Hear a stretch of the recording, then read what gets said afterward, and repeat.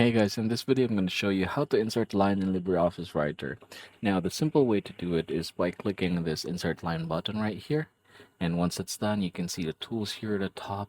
You can then go ahead and start drawing some line here, say that for example, and then let's go ahead and adjust its thickness. So let's go ahead and set it to 6. Now that we're done that one, we can go ahead and select the arrowheads here.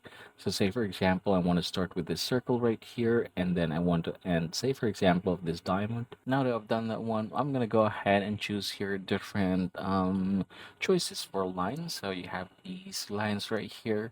So go ahead and choose whichever is going to be more beneficial for you. Now that I'm done with that, I can then go ahead and adjust the color. Say for example, I'm going to turn this into red, just like so. And once I'm done, I'm going to click this one, and I am done with the line.